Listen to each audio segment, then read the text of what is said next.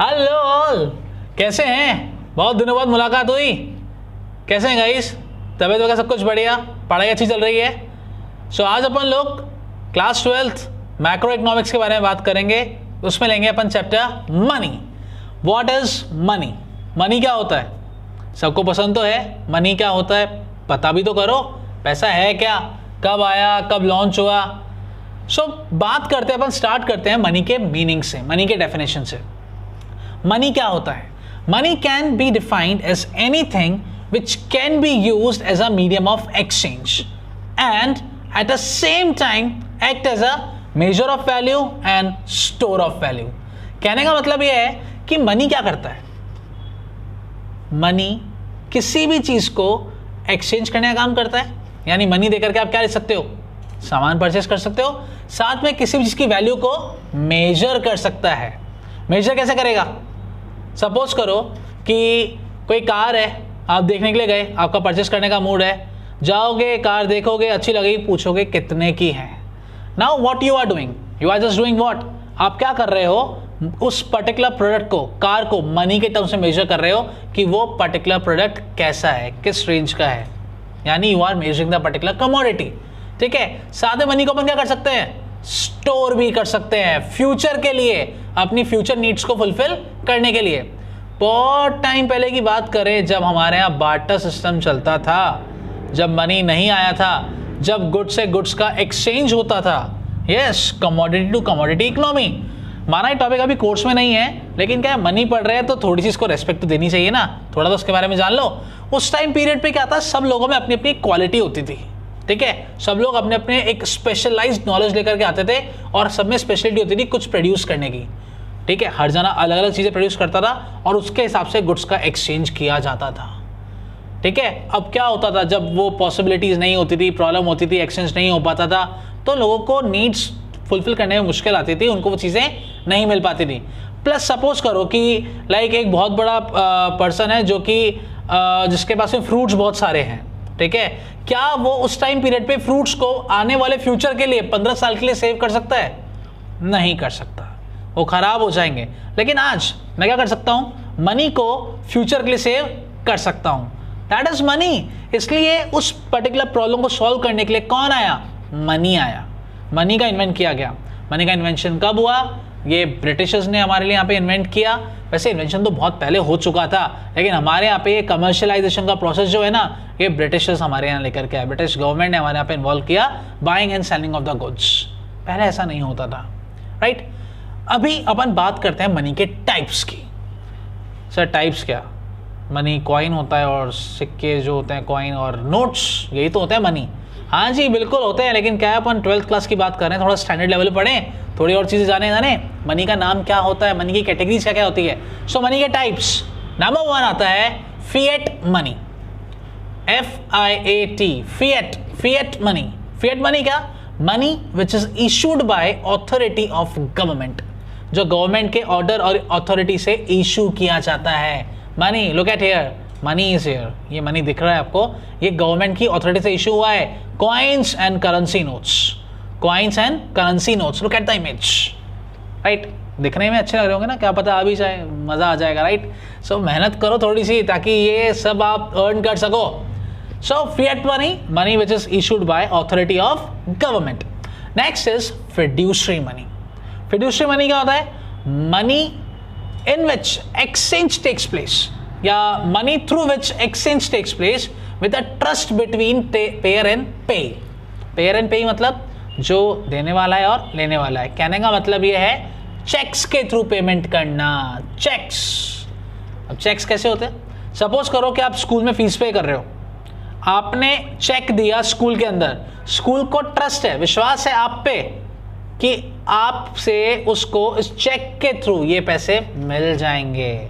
सो ये क्या है? चेक क्या है? फिड्यूशरी मनी है। फिड्यूशरी मनी, सिंपल सी बात, जिसमें ट्रस्ट होता है पेयर एंड पेई का, दोनों मिलकर के क्या करते हैं? एक्सचेंज कर लेते हैं। वो सर्विसेज ले लेता है, प्रोडक्ट ले लेता है, आप चेक दे देते हो, काम हो जाता है।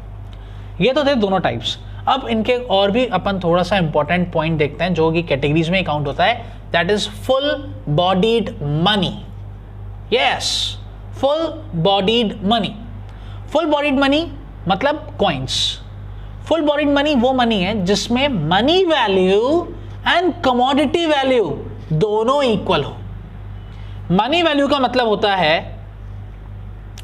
कमोडिटी वैल्यू का मतलब होता है, दोनों की इंपॉर्टेंस होती है, दोनों का एक कहते हैं ना एक बैलेंसिंग लेवल पे प्रोडक्शन किया जाता है।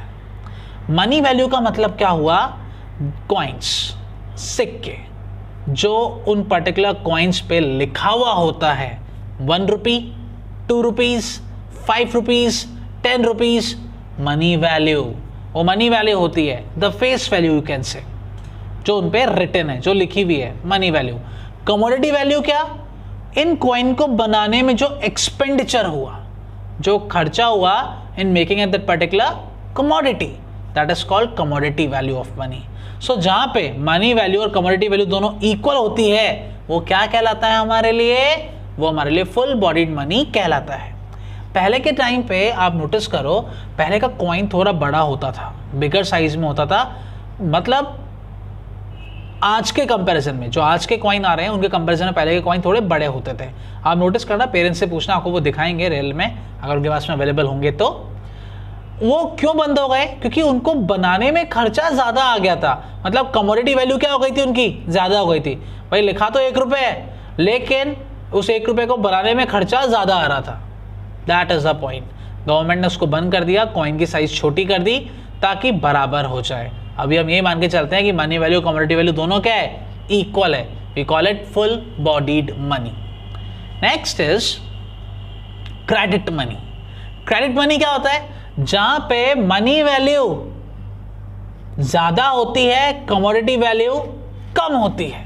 जैसे नोट्स, पेपर नोट्स जो होते हैं, ठीक है, जो भी नोट्स हैं उन पे रिटर्न तो क्या है, बहुत ज़्यादा है, 500, 2000, जबकि जो हमारे इनको बनाने में खर्चा आता है वो क्या आता है, बहुत कम आता है। So we call it credit money, जिसमें मनी वैल्यू क्या होती है, बहुत ज़्यादा होती है, और कमोडिटी वैल्यू क्या होती है, कम होती है। ये क्या कहलाता है हमारे लिए, बेसिकली क्रेडिट मनी कहलाता है। तो ये तो हो गए जी गाइस टाइप्स ऑफ मनी। अब अपन बात करते हैं मनी के सप्लाई की, सप्लाई ऑफ मनी। ये बहुत ही एक इंपॉर्टेंट टॉपिक है, इंपॉर्टेंट पॉइंट है इस पर्टिकुलर चैप्टर का, supply of money. Number 1 question, who are the suppliers of money. Money को कौन सप्लाई करता है, आप जानते हैं? यस, मनी के सप्लायर्स कौन है, जो उनको बनाता है, दैट इज हमारी कंट्री का banking system, reserve bank of India. Second one is government, government of India. जितने भी कॉइन्स है और 1 रुपी नोट है वो गवर्नमेंट ऑफ इंडिया का पार्ट है, और जितने भी और नोट्स बचते हैं, 2 रुपीज, 5 रुपीज, 10 रुपीज, 20, 50, 100, वो जो भी हैं वो सब कुछ रिजर्व बैंक ऑफ इंडिया का पार्ट है। लिखे हुए होते हैं, नोट्स ऊपर लिखा होता है, 1 रुपये के नोट पे गवर्नमेंट ऑफ इंडिया लिखा हुआ है, मिनिस्ट्री ऑफ फाइनेंस के बेसिकली सिग्नेचर्स रहते हैं, और यहाँ पे बेसिकली जो गवर्नर होते हैं उनके साइन रहते हैं हमारे। सो दोनों क्या हैं, अपनी अपनी जगह पे सप्लायर्स हैं, right.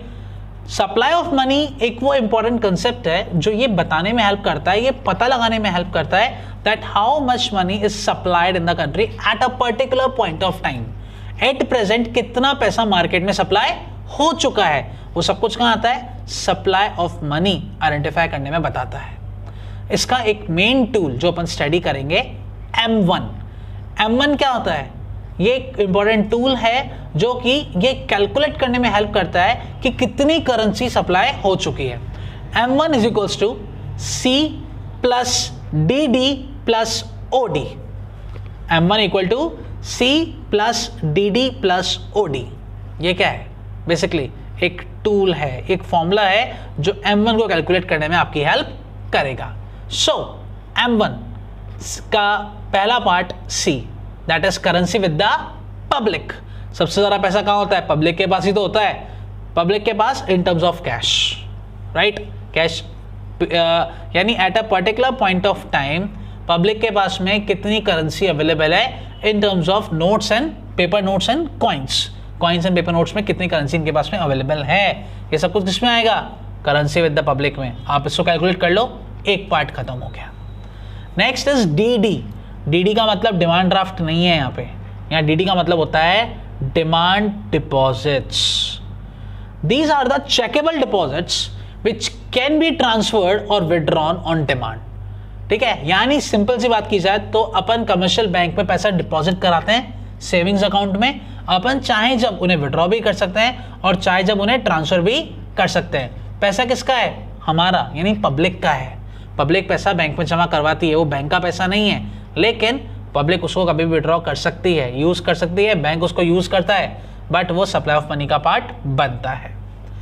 Third one is OD, यानी other deposits. Other deposits with RBI, other deposits with RBI. Reserve bank of India जो हमारी कंट्री का सेंट्रल बैंक है, इसके पास में भी डिपॉजिट्स में पैसा आता है। वो पैसा जो कि पब्लिक के यूज के लिए होता है, जो कि सप्लाई ऑफ मनी का पार्ट बनता है। दैट इज आप ही मान लीजिए जो हमारी कंट्री के लैंड डेवलपमेंट बैंक्स हैं, नाबार्ड हो गया, आरआरबीज हो गए, ये पैसा आरबीआई के पास में रखवाते हैं और वक्त आने पे लेते भी हैं दोबारा से। ये वो पैसा रखवाते हैं जो कि पब्लिक के यूजेबल होता है, डेवलपमेंट के लिए, काम के लिए होता है, तो ये सप्लाई ऑफ मनी का पार्ट है, ये इसमें इंक्लूड होता है। World bank, other institutions, IMF, ILO, ये भी हमारे यहाँ पे पैसा इन्वेस्ट करते हैं, ये भी पैसा इन्वेस्ट करेंगे, हमारे यहाँ पे भेजेंगे, पब्लिक के लिए काम आएगा, पब्लिक के लिए काम आएगा, सीधी बात है, सप्लाई ऑफ मनी का पार्ट बनेगा। दूसरी कंट्री की गवर्नमेंट्स, वो भी हमारे यहाँ पे इन्वेस्ट करती है, वो भी पैसा ट्रांसफर करती है।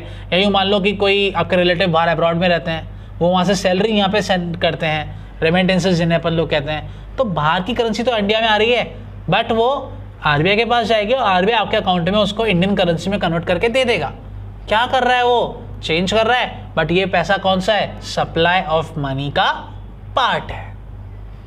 बहुत ज़रूरी बात ध्यान रखिएगा, ये सारी चीज़ें सप्लाई ऑफ मनी में आती है। That is M1 equal to C plus DD plus OD। आपके यहाँ पे भी इतना ही है, M2, M3, M4 आपके कोर्स में नहीं है। Just be relax. ध्यान रखिएगा, कमर्शियल बैंक जो मनी अर्न करती है, जो उनका खुद का बन जाता है, वो पैसा अगर वो आरबीआई के पास में रखवाती है तो वो सप्लाई ऑफ मनी का पार्ट नहीं बनेगा, राइट? क्योंकि वो पैसा पब्लिक का नहीं है, वो पैसा कमर्शियल बैंक्स का है। ऐसे ही गवर्नमेंट जो पैसा अर्न करती है और सेफ्टी रीजन से वो कहाँ रखवाती है? आरबीआई के पास में रखवाती है, तो वो पैसा गवर्नमेंट का है, वो भी कभी भी इंक्लूड नहीं होगा। यानी सप्लाई ऑफ मनी के अंदर हम लोग गवर्नमेंट का अर्न किया हुआ पैसा और बैंक्स का अर्न किया हुआ पैसा कभी भी इंक्लूड नहीं करेंगे। ये गलती मत कर देना कि इनका पैसा आप इंक्लूड कर लो, राइट? ये सप्लाई ऑफ मनी का पार्ट नहीं है। हाँ, जब ये पब्लिक के यूज कर निकल जाएगा, डेफिनेटली ये सप्लाई ऑफ मनी का पार्ट बन जाता है। Is that clear? Right? I think ये चैप्टर जो है ये बहुत ही यूनिक चैप्टर है और सप्लाई ऑफ मनी जो है वो बहुत ही एक सिस्टमेटिक टूल है। ठीक है, ध्यान रखिएगा, सप्लाई ऑफ मनी कौन से कंसेप्ट से डील करता है? Stock concept. प्लीज इसको ध्यान रखिएगा, सप्लाई ऑफ मनी किससे डील करता है? स्टॉक कंसेप्ट से डील करता है, क्योंकि यहाँ पे हम लोग मनी की सप्लाई मेजर कर रहे हैं eight a particular point of time, eight a particular point of time, बिल्कुल इसी टाइम पीरियड पे। सो प्लीज इस चीज को बहुत ध्यान से स्टडी करना, समझना, इसको छोटे छोटे नोट्स के अंदर ब्रेकआउट कर लेना ताकि आप इजीली इसको याद कर सको। गाइस, नेक्स्ट वीडियो में मिलते हैं नए चैप्टर के साथ में। Thank you, bye bye.